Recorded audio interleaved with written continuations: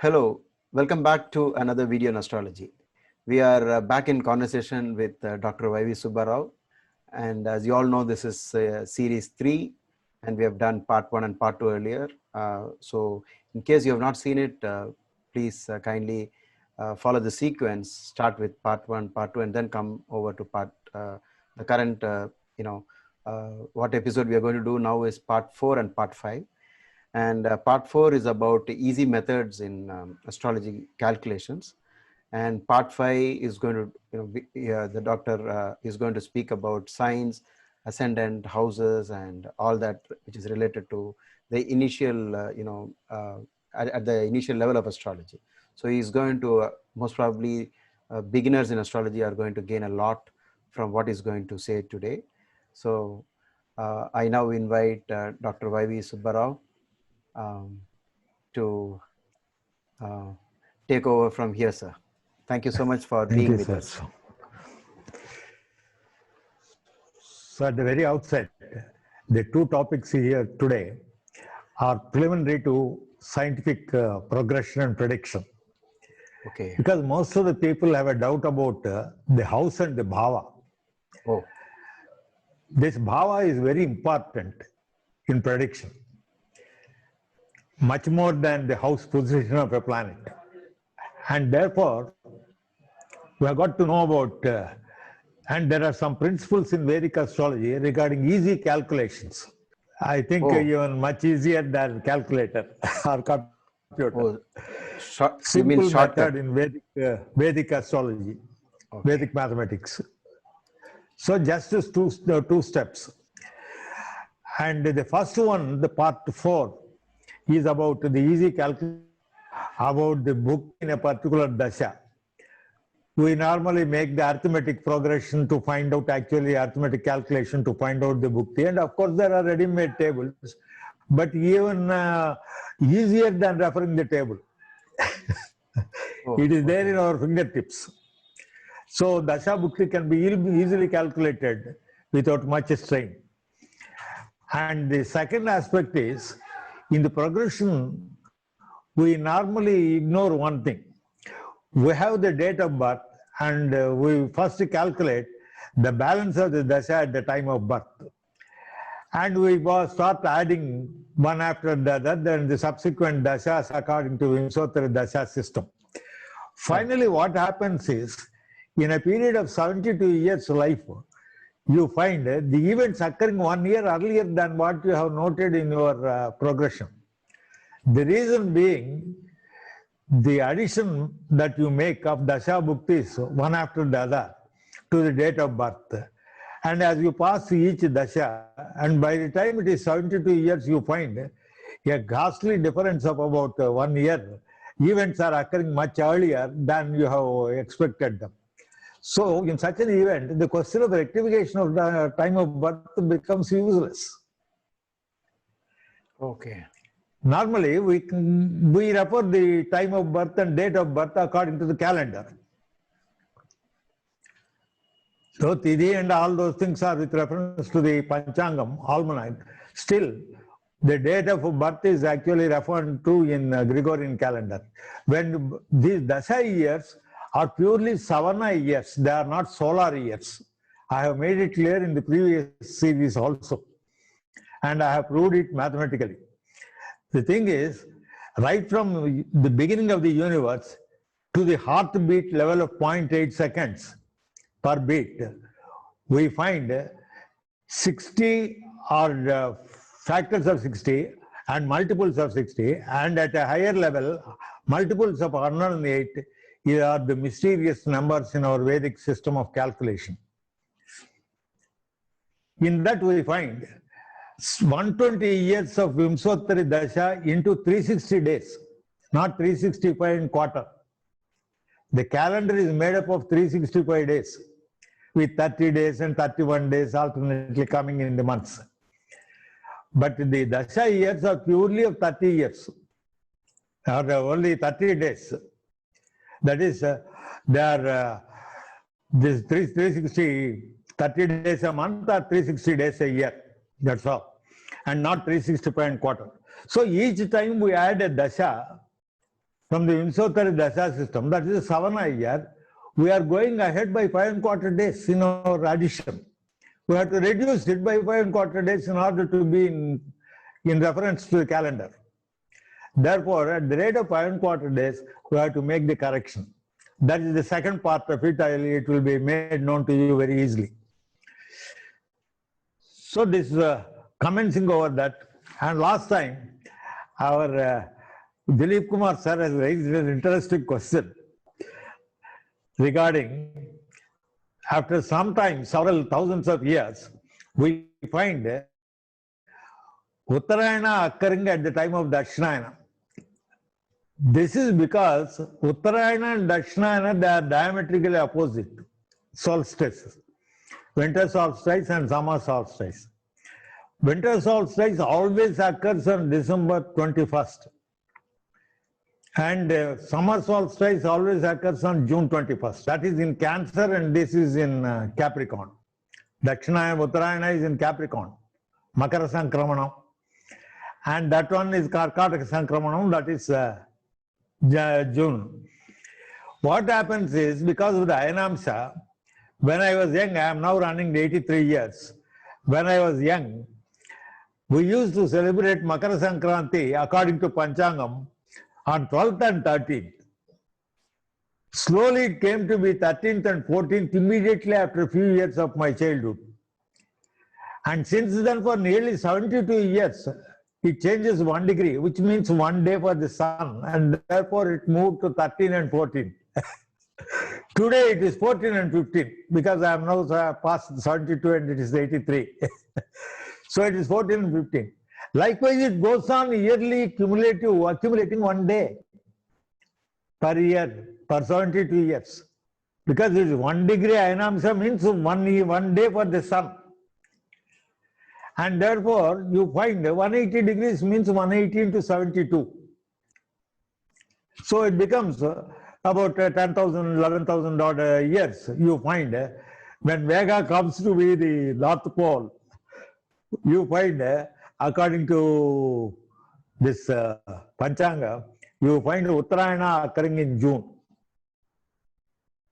So that is the crux of the problem with this lunisolar calendar. That's why the almanac should be independent of the planets, the sun position. It should be purely with the Dasha, Tidhi, with that particular Tidhi and Vara Nakshatra. It should not trespass into planets' positions. Unnecessarily, they have mixed these two things.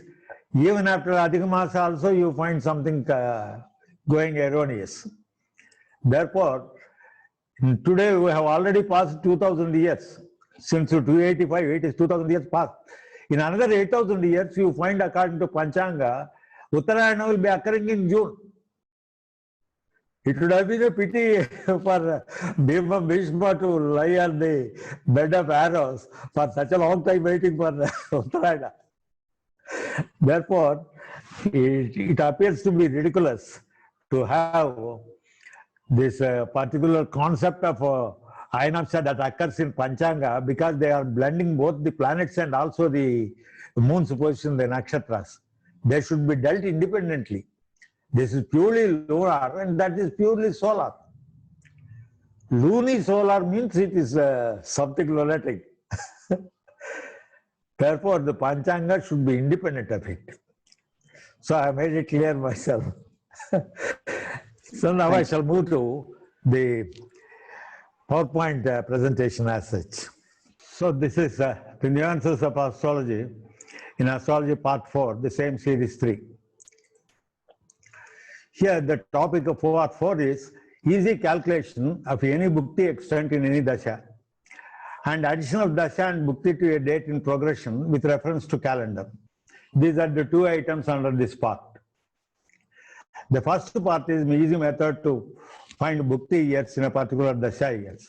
There's a principle in Vedic mathematics that to find out the bhukti of a particular dasha, in any dasha, you have to multiply the dasha years of both the dasha planet and also the bhukti planet. Therefore, As an example, I have taken Buddha Bhukti in Shukra Dasha. What is the extent? So Shukra and Buddha are the two planets. Their Dasha periods are 20 and 17. So you multiply, you get 340. And the first two digits represent the months. And the last digit multiplied by 3 will give you the days. Therefore, 34 months and 3 into 0 is 0. Therefore, 2 years, 10 months is actually Buddha Bhukti in Shukra Dasha. As an example, I have taken another one, Shani Bhukti in Buddha Dasha. Shani is 19 and Buddha is 17. 19 into 17 is 323. And this 32, the first two digits are the months, and the last digit is always multiplied by 3, gives you days. So it is 9 days and 32 months. That is 2 years, 8 months, 9 days. This is the easiest way of calculation of Dasha Bhukti. And addition of Dasha and Bhuktis to a date. I have taken the date of birth, let us say, is 1961, May 29th. I have taken it just for assuming it. And balance of Shukra Dasha, let us say it is completed 20 years. So what is the addition? 81, 5, 29, we get it as it is, that is what we do.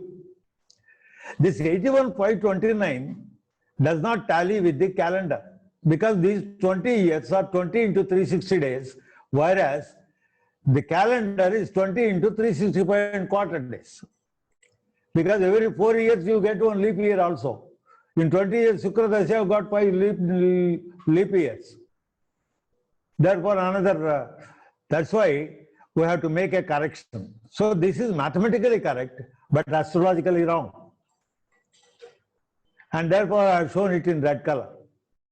So correction at the rate of 5.25 days per year is for 20 years, it comes to 3 months, 15 days.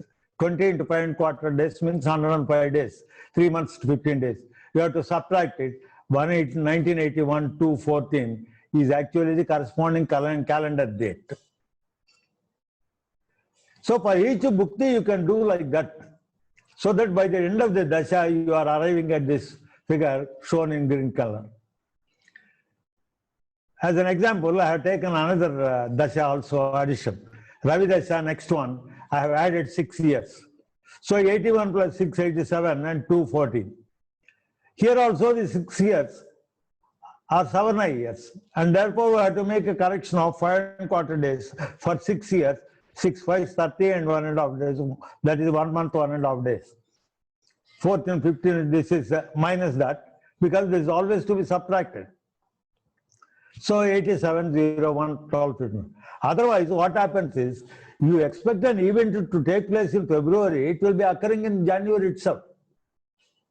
Similarly here, we expect it to happen somewhere in February, it happens, but according to you, it is up to May. So this is how the Vedic principle, mathematics, is clearly given, a simple principle to calculate Dasha Bhukti.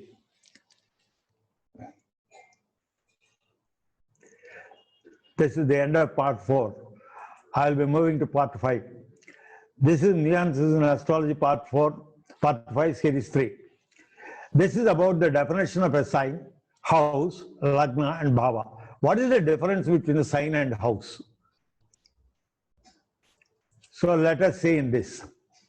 I have taken the chart, a blank chart, before actually casting the horoscope and looking at the ephemeris. I have the time of birth, the date of birth, and the year of birth with me, and the place of birth also. So I note down the planets' positions from the ephemeris. In the ephemeris, it is shown, so I must keep the chart ready with this. So the sign numbers are here. Aries as the first sign. 1, 2, 3, 4, 5, 6, 12 is the Pisces. So these are the sign numbers. So each sign is 30 degrees extent. In the ephemeris, we may have the degrees mentioned as first sign 12 degrees, second sign some 13 degrees, some planet, or 16 degrees, fifth sign, like that. You may, if the sign is given, number is given, you can put it in that sign. If the name of the sign is given, you can put it. If it is Leo, you can put it in 5, like that. The planet's positions, longitudes are placed in this. So before placing the planet's positions with their longitudes, for the date of birth and time of birth, the signs are important, and therefore the sign is reckoned from Aries as the first sign. The sign is 30 degrees extent. So I find from the ephemeris, for a particular date of birth and year of birth, I find the position of Ketu in the 4th sign, 13.7 degrees. Rahu is given normally, and therefore Ketu is opposite. That is the 13.7 in Cancer, because the Rahu is in Capricorn. Similarly, Chandra is given the position of 9.7 degrees according to calculation in the 10th sign, or in Capricorn dimension in ephemeris. So the 10th sign has got nothing to do with our house. This is all the sign that we use. The moment I introduce Lagna, the sign numbers disappear, and the Lagna will be the first sign, first house. Both the sign and house are 30 degrees extent only, except that their numbers are different. At the time of casting the horoscope, Aries is the first sign. And after casting the horoscope and Lagna is introduced, Lagna becomes the first house. Sign numbers disappear. Therefore, the first house is Lagna. In the second house, I found Shani there, and Rahu here, and Ketu opposite to 180 degrees, and Chandra also here. I have taken only an example. So that's the Lagna is introduced, the house also immediately comes in. Now we shall see what is Bhava. In this Bhava, I have taken only one particular planet. Here the Lagna is 23.9 degrees. There is a misconception or a misnomer that when the Lagna is more than 15 degrees in any particular sign, we find that people are trespassing into the next sign when it is more than 15 degrees, or to the sign behind if it is less than 15 degrees. For the information of the viewers, it is clearly mentioned that whatever be the magnitude of the Lagna, longitude of the Lagna totally, it is 23.9 or 29 degrees or 29.9 or 0.9 degrees in this end, or 29.9 in the other end, or in the middle, whatever it is, Lagna is Scorpio, and Scorpio alone is the Lagna. There is no question of trespassing into the house behind or to the house ahead for actually finding out the physical features of the native or for his fortunes. Lagna is only that particular house where the Lagna is placed, irrespective of the magnitude of the longitude. So with the Lagna as the first house now, we see Shani is placed in the second to the Lagna. Whether it is in the second house or not, we have to verify.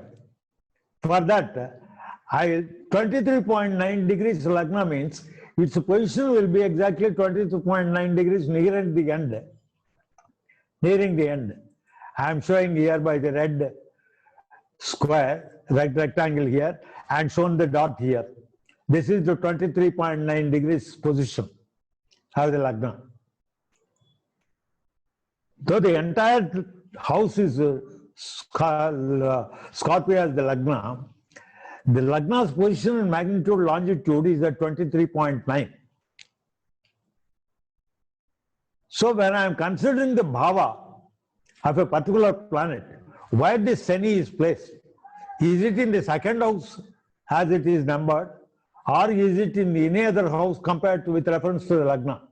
That is called Shani Parsi Lagna with reference to Lagna. Now 23.9 is here at this dot, magnitude. Center is 15, this end is 0, that end is 30, and this is 23.9. So when we are considering the Bhava whether a particular planet is in that house or not, we have to consider the middle point of that particular point of the Lagna as the middle point of its Lagna's influence. The Lagna's influence I am showing here in the green. With the red point, Lagna actually in Scorpio, that's the middle point. I make this as the middle point of the 30 degrees Lagna. Lagna has got influence of 15 degrees on either side. In this 15 degrees, I find 23.9 plus 15, it will be 8.9.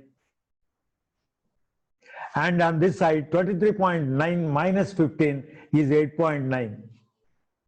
So the Lagna is 23.9 degrees, but its influence for the Bhava is 15 degrees on either side. From this middle position, that is 23.9 as the midpoint, I find the Lagna is extending into the next house to the extent of 8.9 degrees. And therefore, this 7.3 Shani is well within 8.9. Therefore, Shani is appearing to be in the second house, is actually in the first bhava. Anyway, for the better understanding of the viewers, I will repeat it. The Lagna is 23.9 and Lagna is always Scorpio, and Scorpio alone is the Lagna irrespective of the magnitude of the longitude of the Lagna. For finding out the particular planet and its bhava, whether the house and bhava are the same or not, we shall see that though Shani is considered to be in the second house, with reference to the Lagna, it is not in the second house, but it is in the first house because it is well within 8.9 degrees. Because this 23.9 is the midpoint of the influence of Lagna. This is a green rectangle is actually for which that point is the midpoint. So the Lagna has got influence on both sides. 8.9 degrees is this side and 8.9 this side. So any planet which is situated in the same house along with the Lagna below 8.9 is in the 12th house. It is ahead and within 8.9 it is in the first house. So here Shani is 7.3 and therefore it is in the first house, first bhava. Shani is in the second house but first bhava, and therefore the Lagna is influenced by Shani's position.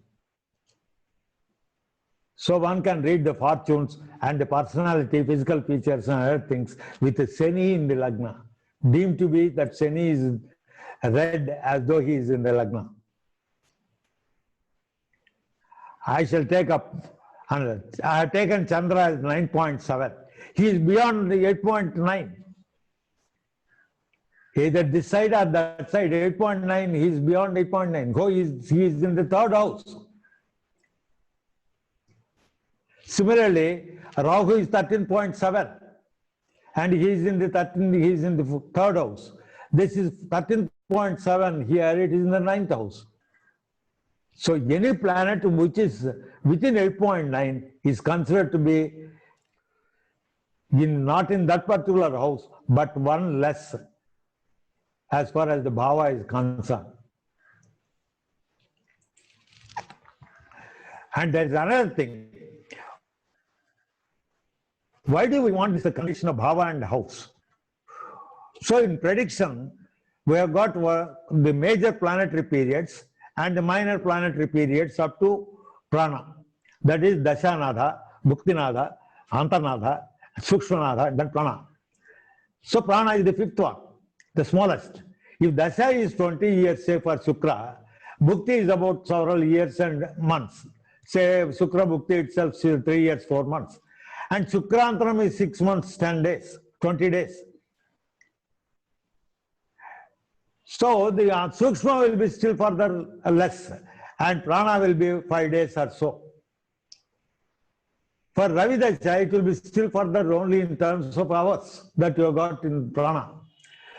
But what happens is in prediction, with reference to any major planetary period, the position of the minor planetary period is a consideration. Where is the Bhuktinada with reference to the Dashanada? When we are considering Dasha Bhukti predictions, we find Dashanada and Bhuktinada, where are they? Are they in the 6th house or 8th house or Shashtashkama or this one? And we have to see it. Therefore, the position of the minor planet with reference to the immediate major planet is a consideration in scientific progression and prediction. It is with reference to that we always use the bhava also. So there is a marked difference between the dasha of ordinary planets and the minor planets, the bhukti or the antara, sukshma and prana. But with reference to Rahu and Ketu, the position is different. Now here, we know from the Lagna,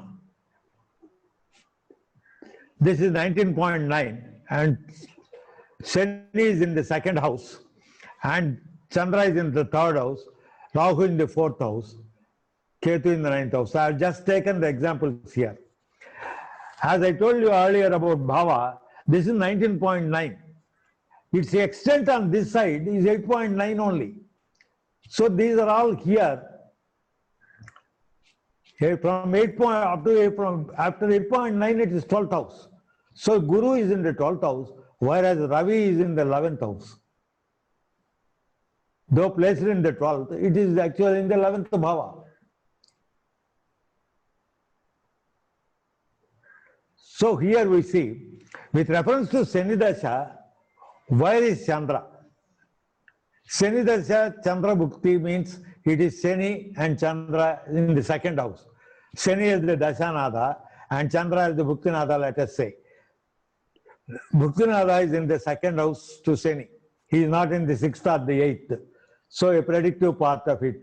Shani is in the 2nd house and Chandra is in the 3rd house.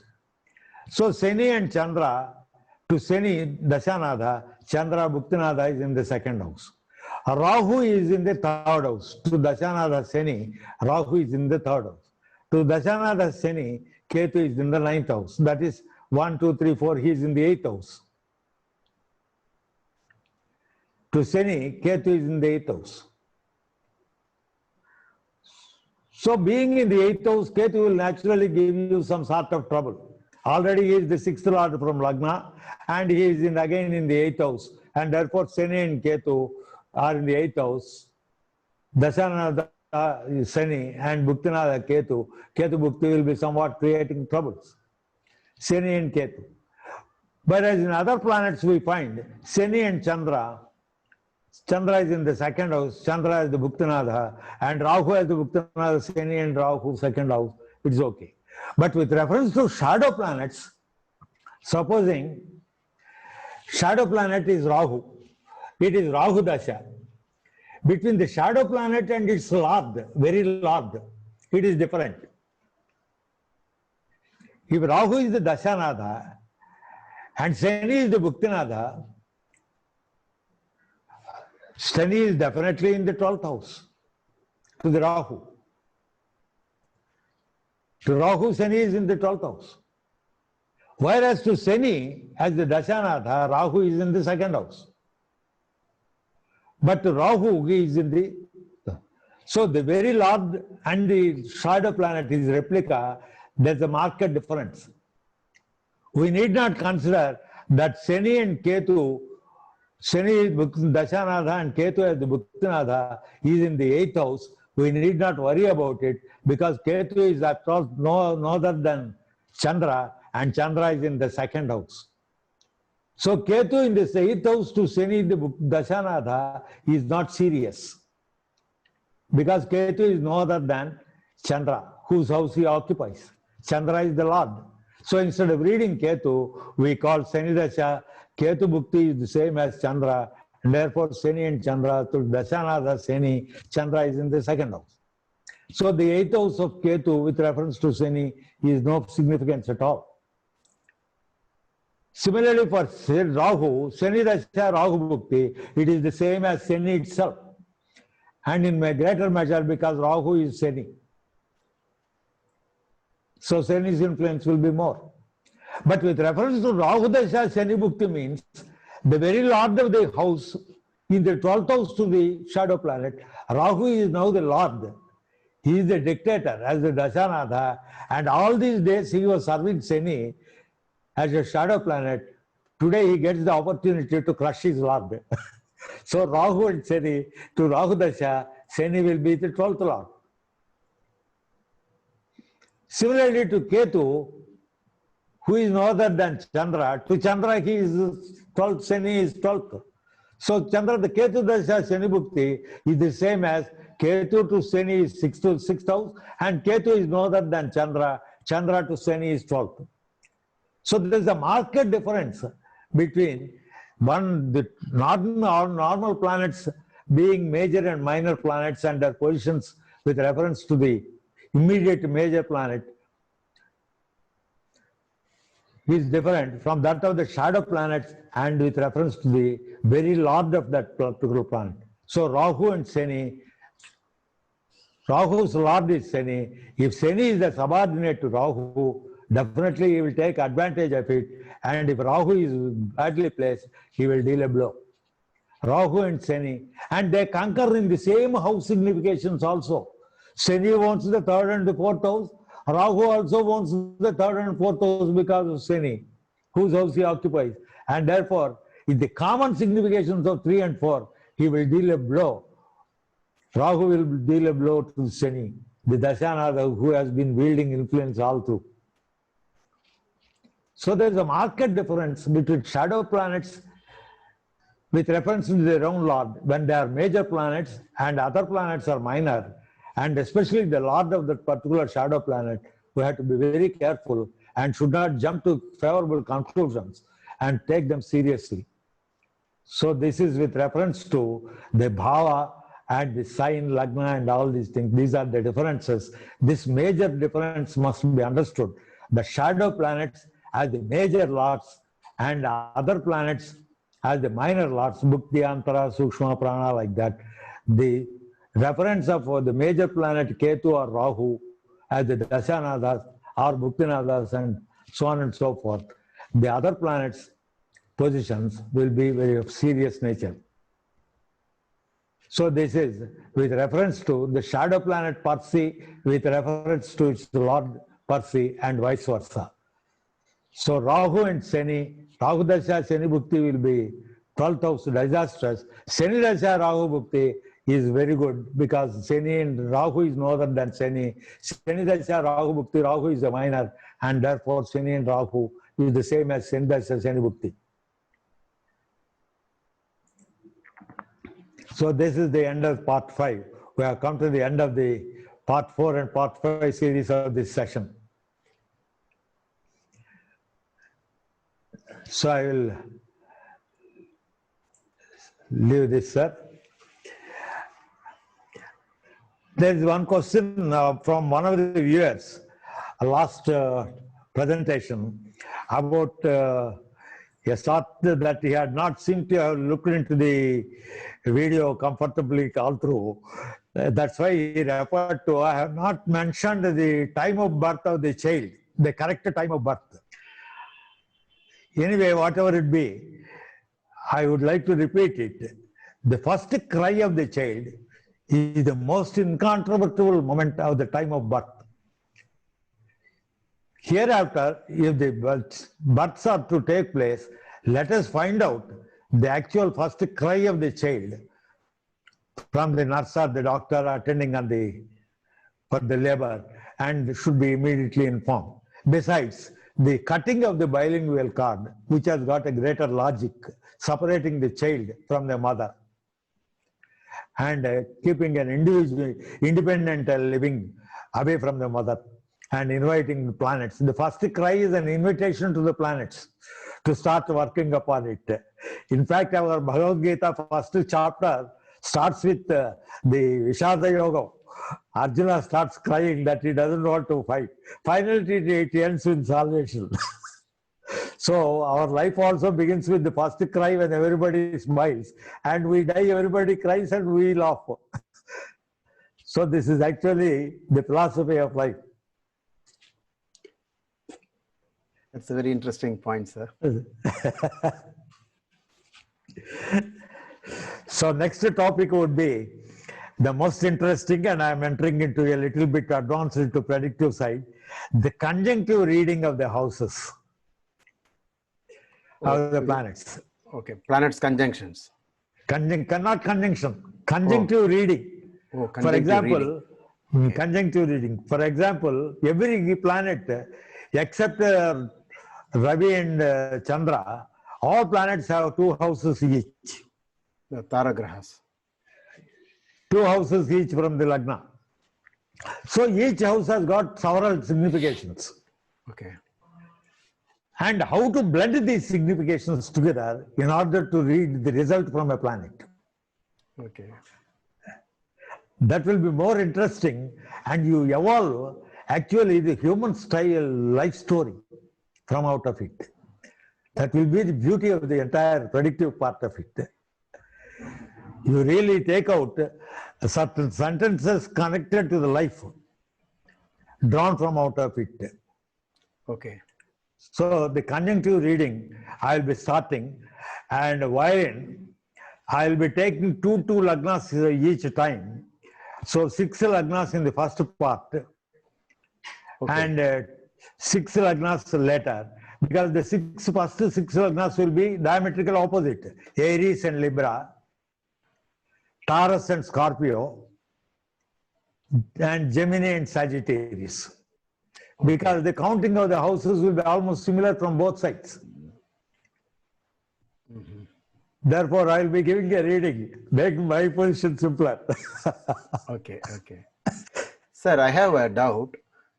Yes, when sir. you describe the Bhava chart, I mean, this is Yes. the doubt that most of the people have been asking on YouTube. So in that situation where you said Saturn is in the first Bhava and not in the second Bhava, but in the Rashi it is in the second house. So when they draw a Bhava chart, they will draw it like this. They will have an oblique line on Vrishika, wherever is the ascendant, and then they will place Saturn inside that house. So people will read it as Saturn is actually moved over into Scorpio, Vrishika. No, it is not moving into Scorpio because the result will be different. It is in the first house. First house significations are different from Scorpio significations. Correct. So they will get mixed up because when they draw the chart, most computer horoscopes will draw it like Yes. Saturn is in Vrishika. So they will say in my Bhava chart this planet is exalted, and in the This takes an exception from the computer analysis. Okay. So it is Because this better. is individualistic. Okay, it is better to draw like how you did it, retain the Rashi chart, and then draw something else over it to show where the houses are and leave it at that. Yes. Or just below the planet's position, you can say Bhava in another color and then put it for your own reference. Okay. Maybe just we can avoid even the chart itself. Simply write Saturn is the first For Bhava. beginners especially, they can say which particular planet is in exaltation, which particular planet is in a quadrant or in this and all that. They can mark out under that so that they can gain more points about while predicting. Okay. Good. So thank you so much, Doctor, for simplifying astrology once again. And as usual, I should continue to thank you for making such wonderful slides and making it very appealing, and it's so simple because of the diagrams. People who have doubts about what is a Bhava chart and what is a Rashi chart, differences, and the simple calculation method where you took the month and just by multiplying two numbers you get the month and days, where instead of all that laborious calculations with the calculator, you made it very simple. Thank you so much, and we are waiting to hear more from you, more simplified versions of astrology again and again from you. So we will wait for the next episode. Thank you so much. Thank you.